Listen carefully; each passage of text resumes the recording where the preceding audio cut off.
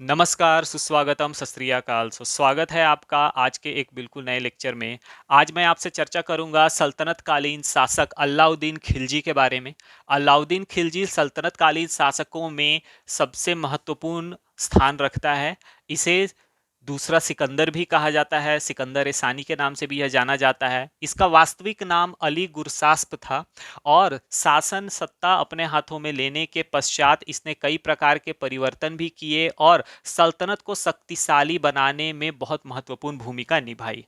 तो जब यह शासक बनता है अलाउद्दीन खिलजी, तो सबसे पहले यह सिंहासन प्राप्त आसान तरीके से नहीं करता है, बल्कि ये 1296 ईस्वी में अपने चाचा 1296 ईस्वी में अपने चाचा जलालुद्दीन खिलजी की हत्या करता है और हत्या करने के बाद यह शासन अपने हाथों में ले लेता है, स्वयं को यह सुल्तान घोषित कर देता है। इसके चाचा के द्वारा ही इसका लालन पालन पालन पोषण किया गया रहता है, लेकिन महत्वाकांक्षा जो रहती है वो इसकी इतनी बढ़ जाती है कि यह अंततः अपने चाचा की हत्या करके नियंत्रण अपने हाथों में लेने के बाद 1296 से लेकर 1316 ईस्वी तक शासन करता है। सबसे पहले जब ये शासन अपने हाथों में लेता है तो इसे कई तरह की समस्याओं का सामना करना पड़ता है, लेकिन इन सभी में प्रारंभिक कठिनाइयां जो रहती हैं इसके लिए चुनौतियों के रूप में, उसमें दिखता है गुजरात,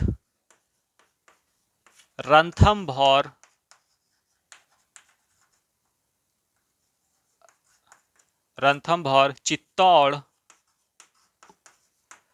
देवगिरी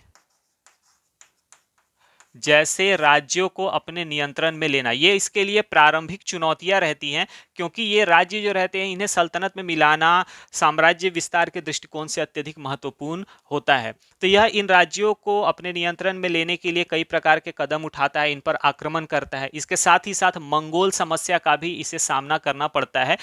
जिसमें इसे कई बार मंगोलों का आक्रमण देखना पड़ता है, इसका जिसका यह सामना करता है। मंगोलों को यह बुरी तरह पराजित भी करता है।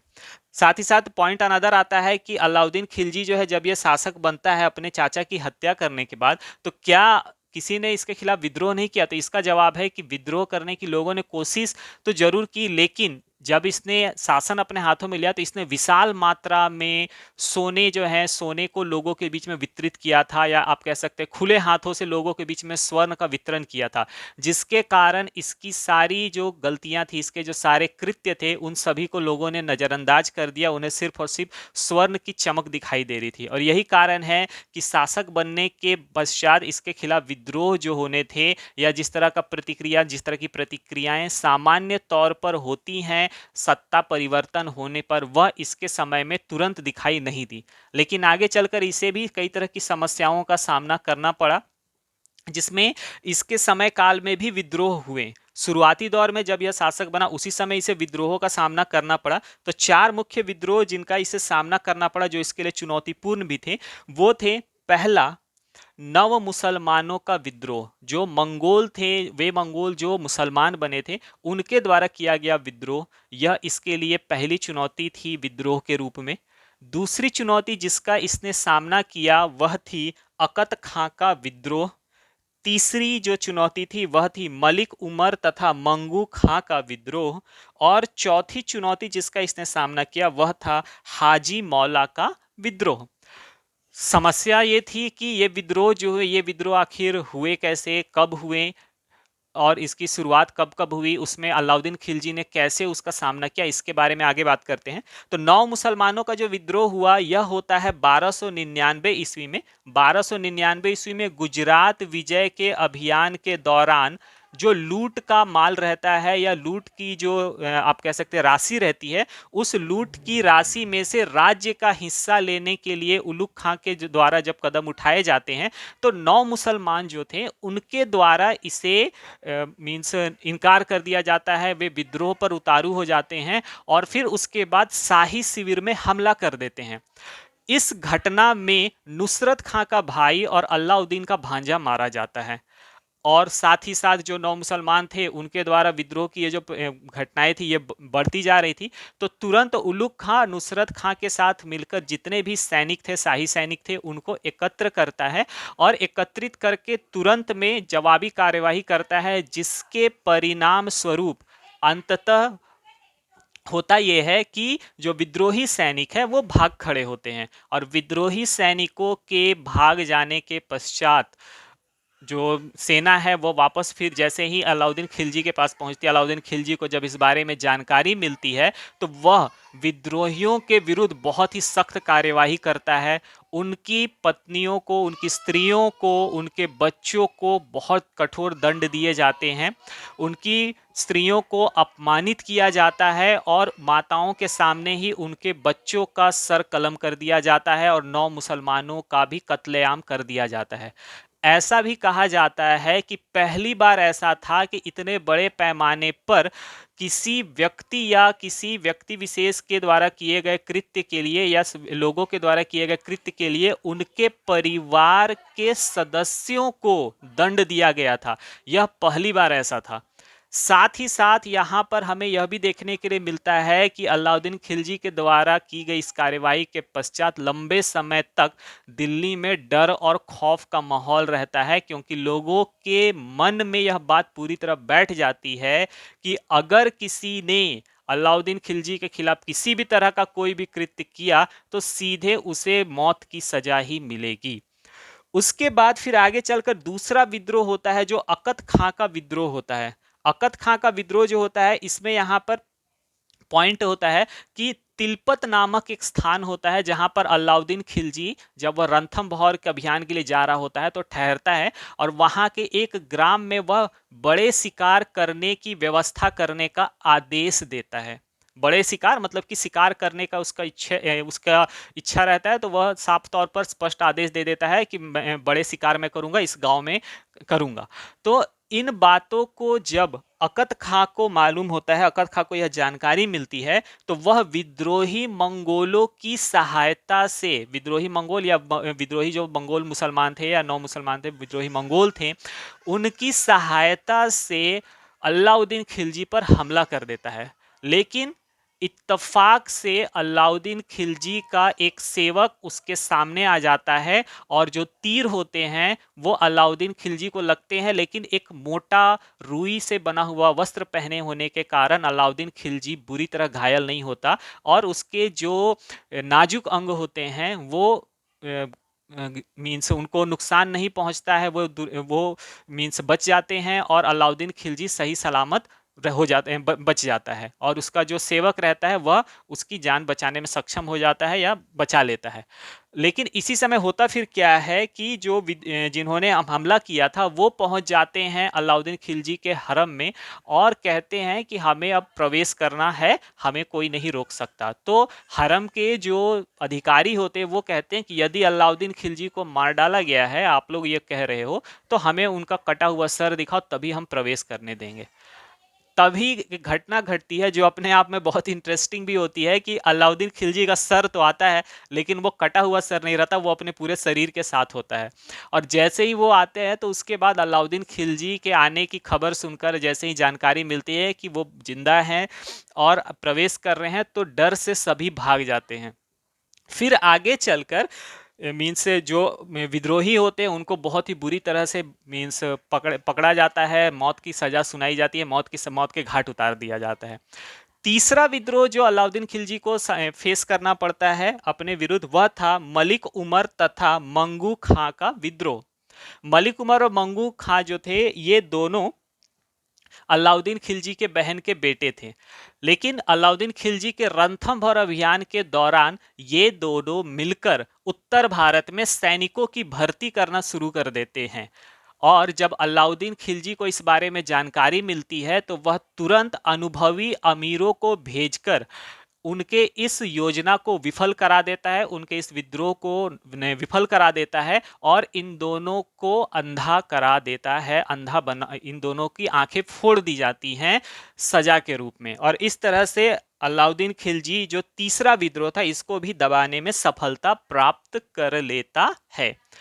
चौथा विद्रोह जो था, जो कि हाजी मौला का विद्रोह था, यह अलाउद्दीन खिलजी के समय काल का सबसे चुनौतीपूर्ण विद्रोह भी माना जाता है। कारण क्या है चुनौतीपूर्ण विद्रोह का? ये हाजी मौला दिल्ली के पूर्व कोतवाल फखरुद्दीन का एक दास रहता है, मुक्ति प्राप्त दास, यानी कि दास से यह मुक्त हो चुका रहता है। और ये करता क्या है कि जब अलाउद्दीन खिलजी अपने रणथंभौर अभियान में रहता है और दिल्ली के दोनों कोतवाल अलग अलग जगह पर अपने कार्य में व्यस्त रहते हैं, तो यह लाल महल पर प्रवेश करके वहां पर हमला कर देता है और साथ ही साथ जो कोषाध्यक्ष है या कोषागार है, कोषागार को अपने नियंत्रण में ले लेता है। साथ ही साथ अश्वों का जो पूरा का पूरा स्थान रहता है उसको अपने नियंत्रण में ले लेता है, अस्त्रागार को अपने नियंत्रण में ले लेता है। और इस तरह से पूरे के पूरे मीन्स लाल महल और उसके आसपास के जो इलाके वहां पर यह अपना नियंत्रण स्थापित कर लेता है और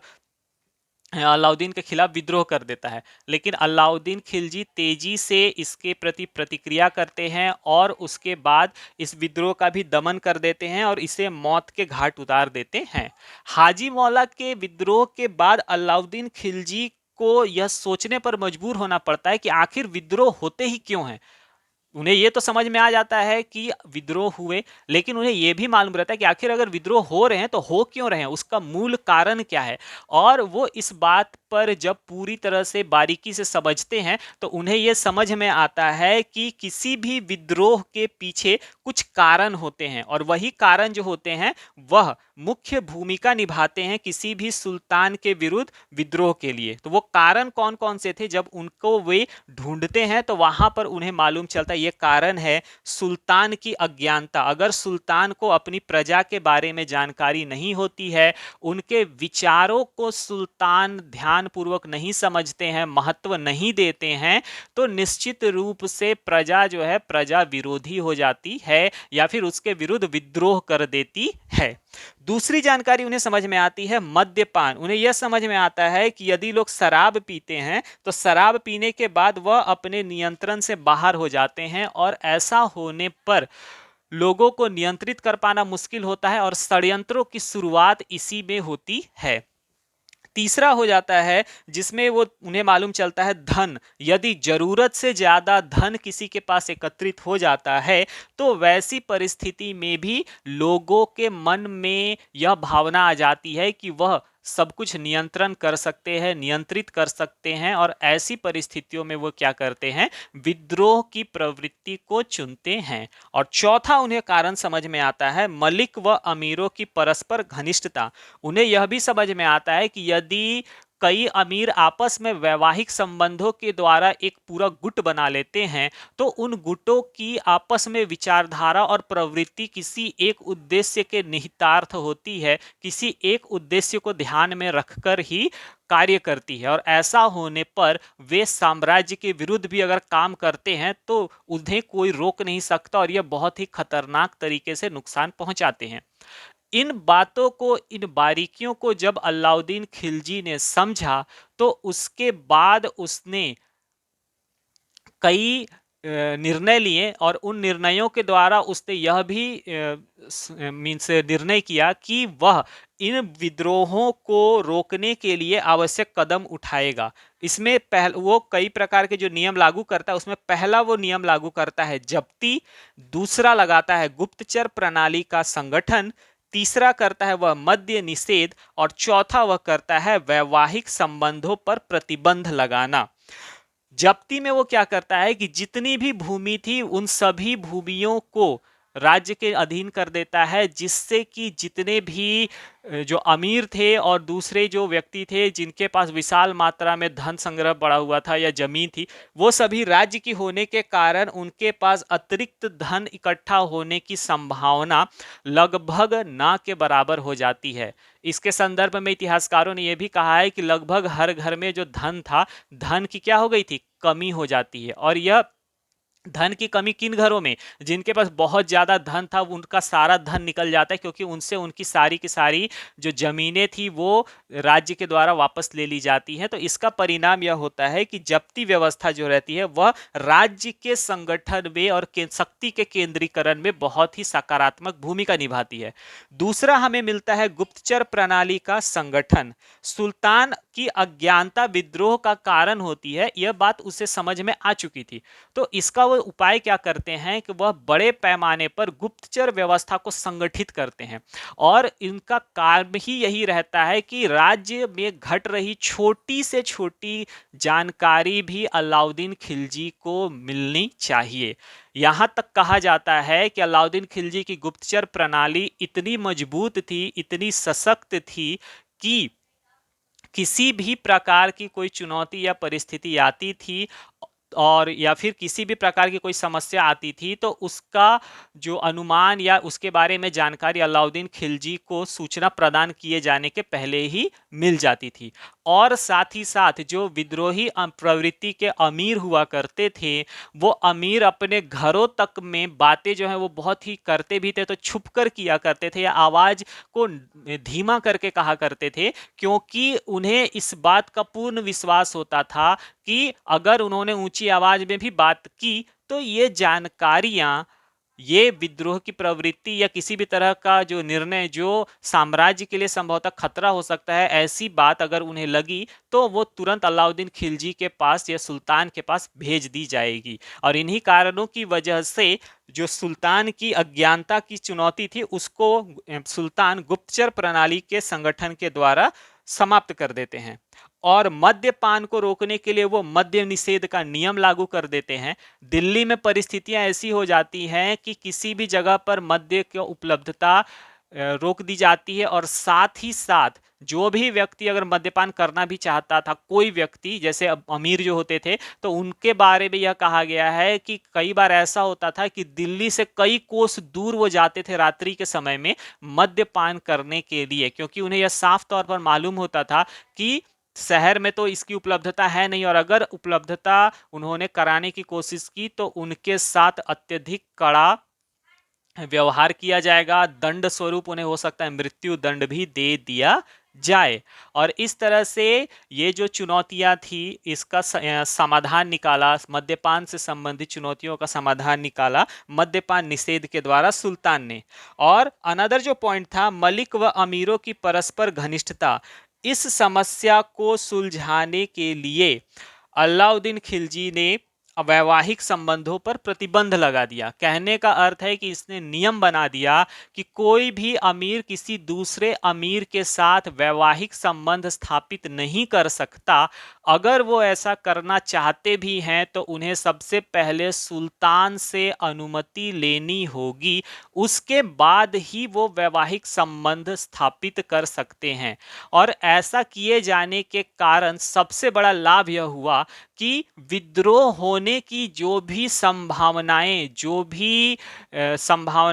या प्रवृत्तियां जो थी वो अलाउद्दीन खिलजी को समझ में आई, उसका उन्होंने समाधान निकाला, त्वरित समाधान निकाला। और इसका सबसे बड़ा उन्हें फायदा यह होता है कि जब तक वो शासन करते हैं आगे चलकर उन्हें विद्रोह जैसी समस्या का सामना फिर नहीं करना पड़ता है। और इसके बाद फिर वो अपने अन्य कदम जो हैं उनको आगे बढ़ाते हैं, जिसमें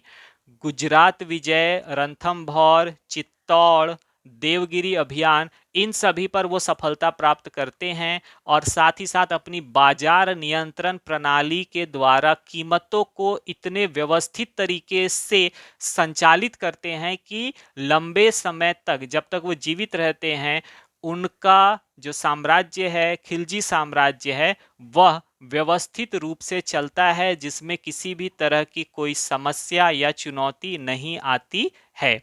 इसमें निश्चित रूप से उसके कई सहयोगी भी थे जिन्होंने सहायता प्रदान की थी, जिसमें नुसरत खां, उलुग खां, मलिक कफूर जैसे लोगों का उन्हें पर्याप्त सहयोग मिलता है। और साथ ही साथ देवगिरी से लूटे गए धन और दूसरे राज्यों पर किए गए हमलों के द्वारा प्राप्त धन की भी पर्याप्त उपयोगिता यहाँ पर सिद्ध होती है। तो इस तरह से अलाउद्दीन खिलजी के प्रारंभिक समय अवधि में जो चुनौतियाँ थी इसके बारे में मैंने आपसे चर्चा की। आशा करता हूँ आपको ये जानकारियाँ समझ में आई होंगी और पसंद आई होंगी। जल्द आपसे मुलाकात होगी एक नए लेक्चर के साथ। तब तक के लिए जय हिंद, जय भारत।